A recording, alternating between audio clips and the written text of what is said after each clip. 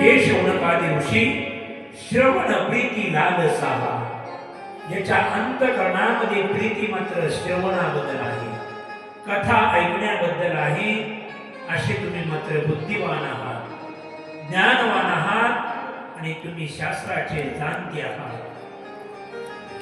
मी तुम्हाला असा सिद्धांत सांगेल, असं या कथेच्या माध्यमातून ज्ञान सांगेल की जे ज्ञान ऐकल्यानंतर तुमच्या अंतकरणामध्ये भक्ती वाढेल आणि भगवान शंकर परमात्म्याला मात्र आनंद होईल.